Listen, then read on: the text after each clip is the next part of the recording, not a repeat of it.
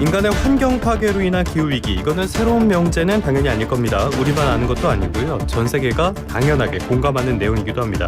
국제사회는 이 문제 해결하겠다면서 유엔 기후변화협약을 맺고 매년 총회를 열고 있습니다. 이른바 콥 회의죠. 올해는 아제르바이잔에서 지금 열리고 있는데요. 돈 문제가 역시 쟁점이 되고 있다고 합니다. 여기에다가 기후위기는 사기다라고 얘기하면서 기후위기를 부정하고 있는 트럼프가 미국의 대통령으로 당선이 됐습니다. 걱정되는 점이 한두 개 아닌데요. 전문가와 함께 이 이야기 나눠보도록 하겠습니다. 홍종호 서울대학교 환경대학원 경제학 교수님 전화로 연결하겠습니다. 교수님 나와 계십니까? 예, 안녕하세요. 예, 안녕하십니까 교수님. 지금 당사국 총회가 아제르바이잔에서 개막을 했어요. 콥29 회의라고 하는데 92년도에 협약이 체결되고 95년도부터 당사국 총회를 매년 개최해왔다. 이렇게 이야기를 하더라고요. 한 30년 정도가 됐는데 뭐 성과는 좀 있었습니까? 예, 제가 뭐 한 가지 통계만 말씀을 드리면, 그 산업혁명기 때, 그러니까 1850년대죠. 이때 지구의 이산화탄소 농도가 280 ppm이었거든요. 280 ppm. 그런데 이 협약이 체결된, 그러니까 국제 기후 협약이 체결된 1992년도에 356으로 증가했어요. 한 76 정도 늘었죠. 예. 근데 재미있는 건 그때로부터 30년이 지난 현재 이게 427 ppm입니다. 그러니까 그 기후 협약이 체결된 전과 후에 늘어난 양이 비슷해요. 140년 동안에 한 76 늘었는데 그 뒤에 30년 동안에 한 71이 늘었기 때문에 이 협약이 생겼으면 좀 더 그래도 속도감 있게 이게 좀 줄었어야 되지 않을까라는 기대를 할 수가 있는데, 물론 이제 이런 얘기도 가능하죠. 아니 이 협약 없었으면 더 많이 늘었을 거다. 뭐 그런 얘기를 할 수도 있지만 수치로 봤을 때는 작년도가 역사상 가장 많은 탄소가 지구에서 배출됐거든요. 이런 걸 보면은 이 협약의 다자간 이런 환경 협상이라는 것이 갖는 어떤 한계랄까, 이게 좀 더 어떤 촉진제 역할을 하는 데는 좀 부족한 면이 있다. 뭐 이렇게 평가를 조심스럽게 해야 하지 않나 하긴 합니다. 한계 문제는 잠시 뒤에 조금만 더 살펴보도록 하고요. 네. 말씀하신 대로 이렇게 어떤 이산화탄소 농도 같은 것들이 줄어들지가 않고 있고 오히려 더 빠르게 더 상황이 나빠지고 있다면은 성과가 없는 겁니까? 어떤 협약 같은 것들이 지켜지지가 않아서 이런 겁니까? 예, 그 오늘 이제 주제가 아무래도 재원 문제 아니겠습니까? 그런 것도 사실은 그동안에 꾸준히 뭐 2010년도 컵회의, 2015년 그 유명한 파리 협정 이럴 때마다 다 선진국이 개도국의 감축과 완화를 위해서 일정한 재원을 만들자, 뭐 1,000억 달러 이런 얘기를 계속해서 해왔어요. 그런데 사실은 이런 어떤 합의 그리고 그런 약속이죠. 이런 것들이 안 지켜졌거든요. 그리고 이제 선진국의 주장은 뭐 민간도 갖다 넣고 뭐 직간접 다 포함하면은 이제 달성했다라고 얘기하는데 조금 변명적으로 들리는 면도 있어요. 그래서 이게 사실은 이런 협약이라는 게 말은 굉장히 풍성한데 실질적인 이행이나 이런 거에 있어서는 좀 아쉬움이 있다, 이렇게 저는 평가하고 싶습니다. 말의 잔치가 돼가고 있는데요. 사실 이 콥 회의가 열릴 때마다 매년 나왔던 게 올해도 성과가 별로 없었다, 이런 이야기들을 매번 봤던 것 같아요. 네, 그런 평가가 많이 있죠. 교수님께서 말씀하신 게 기후재원, 결국엔 돈 문제라고 봐야 될 것 같은데 이 기후재원이라는 거는 누가 내는 겁니까? 결국은 애초에 이런 기후 협약의 취지가 선진국이 재정적인 여력도 있고 또 무엇보다 역사적으로 오랫동안 배출량을 많이 배출해 왔기 때문에 경제적인 여력도 없고 최근에 이제 배출하기 시작한 개도국에 지원을 해줘야 된다, 이런 게 큰 정신이에요. 네, 그러니까 당연히 이런 기후 재원을 만들어서 공유하는 국가들은 선진국. 뭐 좀 구체적으로 이제 부속서 1국가들이라고 하는데요. 협약상 이제 여기에 보통 한 24개국 정도의 그런 OECD 중심의 선진국이 들어가 있다. 한국은 뭐 다행인지 아닌지 모릅니다만 공식적으로 여기엔 들어가 있지 않습니다. 우리도 기후 위기에 책임이 있는 나라로서 들어가 있지 않는 게 맞는지는 잘 모르겠습니다만 이번 총회에서도 이 돈 내는 주체를 더 늘려야 된다, 선진국만 낼 수는 없다, 이런 얘기들 계속 나오고 있잖아요. 어떤 상황입니까? 그렇죠. 예, 이게 이제 굉장히 이번 컵29의 아주 핵심 어젠다가 될 것 같아요. 왜냐하면은 그동안에 이제 선진국 중심으로 이런 재원을 마련해서 개도국에 공여해야 한다 이런 주장이 많이 있었는데 이제 선진국 입장에서는 자기들도 경제가 그렇게 좋은 것도 아니라고 이제 생각할 수 있겠죠. 예, 그러면서 중국 같은 나라가 굉장히 부상했잖아요. 맞아요. 그러니까 중국은 사실은 현재 배출량 세계 압도적 1위고요. 역사적인 배출량 지금까지 배출 누적량은 세계 2위입니다. 미국에 이어서. 그리고 뭐 중국도 이제 G2라고 불릴 만큼 큰 나라잖아요. 그러니까 이제 중국은 그동안에 부속서 일에 들어가 있지는 않았지만 이제는 너희도 할 때가 됐다라고 이제 선진국들은 이야기할 수 있는 것이고 거기에 이제 한국도 너희도 선진국 아니냐 이제 이런 얘기를 여러 선진국들은 하겠죠. 아마 이번 협상에서 그런 얘기들이 오가지 않을까 싶습니다. 중국은 빠져 있다는 말씀이시고 미국도 여기 안 들어가 있는 겁니까? 미국은 들어가 있죠. 당연히. 근데 이제 아까 우리 말씀해 주신 대로 지금 트럼프 당선인이 내년 1월부터 이제 엄청난 변화의 소용돌이 속으로 모든 경제 분야, 특히 이제 기후 분야에서 몰아칠 것 같은데요. 뭐 당장 지금 이것 우리 탈퇴한다. 파리 협정 다시 재탈퇴한다. 이제 이런 주장들 하고 있으니까 사실은 이번 총회가 정말 불확실성의 극치라고 저는 생각합니다.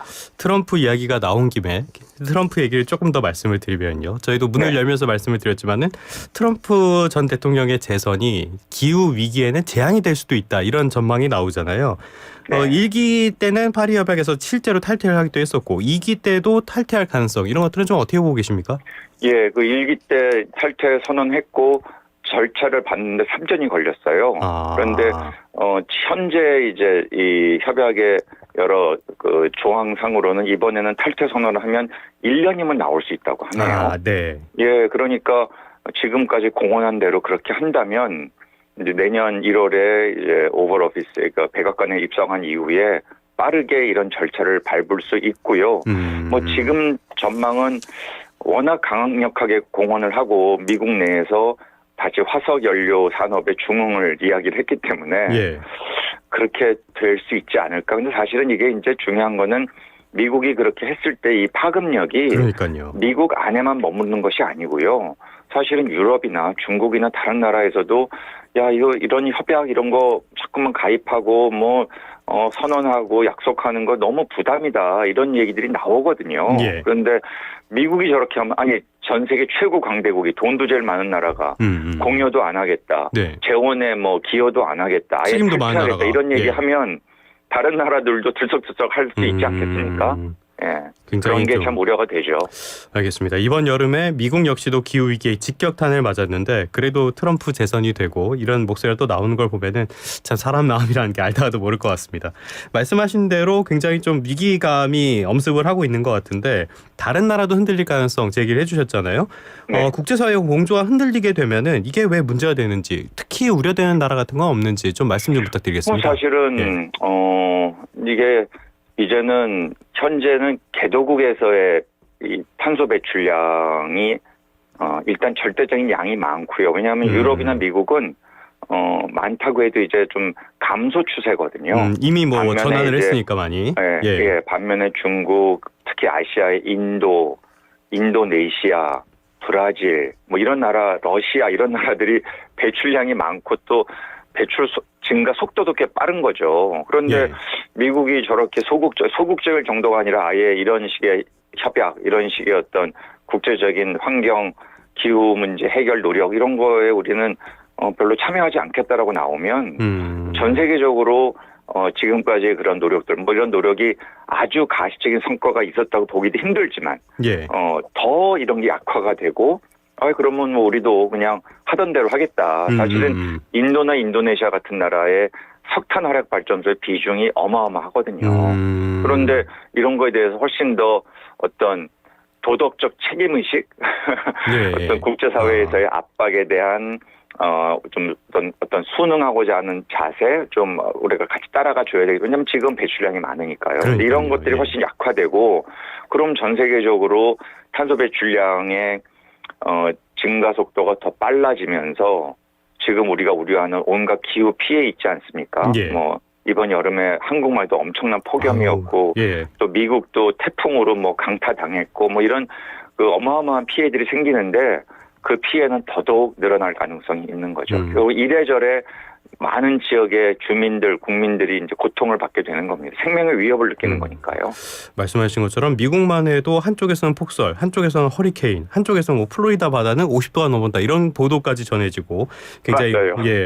간밤에 또 외신 보도를 보니까요. 이렇게 미국이 기후 위기를 부정하는 사이에 중국이 주도권을 가지게 될 가능성도 있다. 이런 전망 나오던데 이 전망에 대해서 어떻게 보십니까? 예, 그게 굉장히 중요한 지적입니다. 왜냐하면 지금의 이제 기후 어떤 국제적인 기후 협상 또 기후 어젠다는 급격하게 경제 문제로 이행되고 있거든요. 그러니까 기후 문제가 심각해지면 탄소 배출을 효과적으로 줄여야 한다. 또 적응 능력을 키워야 한다. 이런 얘기들이 나올 수밖에 없지 않습니까? 그러다 보면은 관련 파생되는 산업들이 많은 거예요. 그럼 예를 들어 지금 전기차라든지 또 배터리 2차 전지 또 태양광 패널 사실 이런 쪽이 중국의 그 산업 경쟁력이 어마어마합니다. 이게 과거에는 이제 중국 정부가 상당히 이쪽을 전략 산업으로 키우려고 막 보조금도 지원해주고 막 했는데 이제는 중국 내부에서 너무 이게 커져가지고 자기들 기업끼리 경쟁을 하는 바람에 아주 뭐 가격도 싸고요. 기술력도 굉장히 올라온 거예요. 이제 이렇게 되면은 중국이 사실은 미국에 대해서 만약에 트럼프가 기후변화 협약이나 이런 문제에서 굉장히 소극적으로 나오면 오히려 더 강력하게 치고 나갈 수도 있는 거죠. 이 미국이 너무 무책임하다. 그러나 우리 중국은 사실 중국이 지금 현재 예상하기로는 내년도면은 탄소 배출 최고점, 피크를 치고 내려갈 거라는 전망들을 하고 있거든요. 우리는 이렇게 노력하고 있다. 물론 현재 배출량은 많지만 앞으로 계속 줄일 거고 이런 것들을 이행해내기 위한 관련 산업들을 열심히 키우고 전 세계에 이것을 싸게 공급하는 우리가 시장에서의 그러한 노력들을 하고 또 속내는 이제 주도권을 잡고 시장력을 더 키우려는 그런 생각을 하지 않겠습니까? 사실 그렇기 때문에 기후 문제라는 게 이제는 워낙 관련 시장이 커져서요.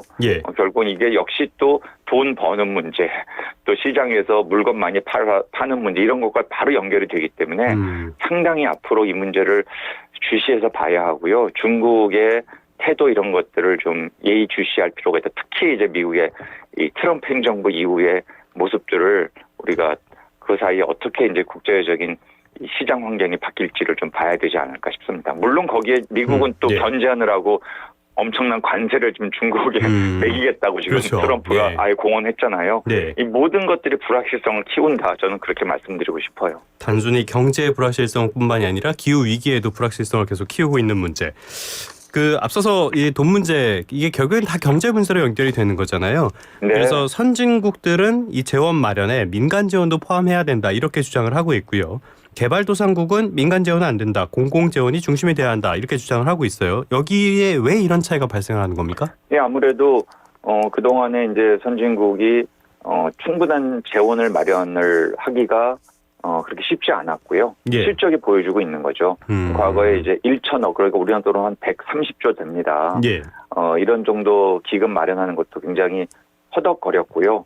이제 그러다 보니 여기에 민간 재원, 민간 어떤 금융기관의 그 투자, 대출 이런 것까지 포함하면 규모가 굉장히 커질 수 있잖아요. 그래서 사이즈를 좀 키우겠다는 생각을 선진국은 하는 것이고 반면에 개도국 입장에서는 민간까지 들어오면 안 그래도 공공재원 자체도 그냥 직접적인 공여가 아니라 뭐 대출 형식 어떤 경우는 막 금리도 꽤 받아요. 시장 금리만큼 막 이런 식으로 하니까 안 그래도 별로 이렇게 신뢰를 갖지 않는데 이 민간까지 들어오면 민간이 결국 자기 기업의 이익, 금융기관의 이익에 맞춰서 하지 않겠느냐. 그러면 그게 정말 개도국이 필요로 하는 탄소 감축과 적응을 위해 필요로 하는 그런 쪽의 재원이 사용되겠느냐. 뭐 그냥 개도국에 와가지고 자기들 열매만 과실만 따먹으려 하는 거 아니냐. 뭐 이런 식의 의구심을 또 가질 수 있지 않겠습니까? 그래서 저는 그런 생각이 들어요. 이게 원칙적으로 민간이 또 민간 재원이 참여하는 것 자체가 꼭 나쁘다고 볼 수는 없는데 이게 정말 그 선진국과 개도국이 좀 진정성을 가지고 협상 테이블에 모여서 이것이 가급적 좀 올바른 방향으로 실질적인 개도국의 탄소 감축과 적응의 능력을 키우는 쪽으로 제대로 쓰여질 수 있도록 좀 유도하는 것이 필요하지 않을까. 이제 그렇게 해야만 이게 결국 지구가 한 배를 탄 거지 않습니까? 그럼요. 누가 배출하든 다 기후변화에 영향을 미치는 것이어서 그런 정신으로 해야 되지 않을까. 물론 뭐 이런 다자간 협상이라는 것이 자국의 이해관계에 아주 민감하지 않습니까? 예. 예, 그렇지만 그런 노력을 기후 피해가 심각해지면 심각해질수록 그런 노력을 기울여야 한다. 그것이 이런 캅 같은 당사국 총회의 가장 큰 정신이자 절대 흔들려서는 안 될 버팀목이다. 저는 그렇게 생각합니다. 시간이 없으니까요. 우리가 지구 외에 다른 대안이 있는 것도 아니고요. 다 같이 의견을 모아야 하겠습니다. 끝으로 이 말씀 좀 여쭤볼게요. 앞서도 여러 차례 말씀을 드렸지만 올해 기후변화, 기후위기 굉장히 심각했지 않습니까? 그래도 그럼요. 이런 상황 속에서도 내 지갑 상황 직접적으로 영향을 받게 되고요. 그럼에도 불구하고 우린 여전히 기후위기에 미온적이다 이런 평가를 받고 있단 말이에요. 이렇게 묻는다면은 교수님께서는 어떻게 대답을 하시겠습니까?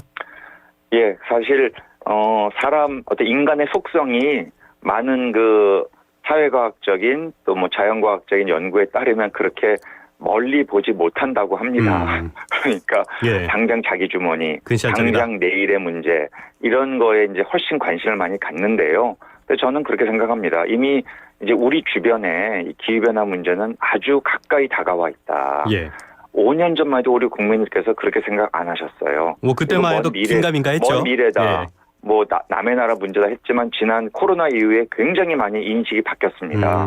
그래서 이것을 좀 우리가 매년 여름에 겪는 엄청난 폭염, 이게 사실은 노약자분들에게는 아주 크나큰 위협이거든요. 예. 사실 이분들이 다 저희의 부모님일 수도 있고 우리의 자녀들일 수도 있잖아요. 예, 그렇게 생각을 하면은 좀 더 우리가 조금 더 먼 미래를 바라보고 지속 가능한 지구, 지속 가능한 대한민국을 좀 후손들에게 물려줘야 하지 않겠는가.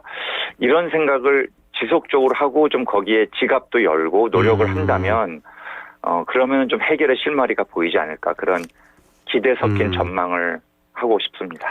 매년 올해 여름이 가장 더운 여름이 될 것이다. 이런 전망이 나오고 있는데 기후위기는 이미 현실이죠. 지속가능한 발전에 굉장히 신경을 많이 써야 될 그런 때가 아닌가 싶습니다.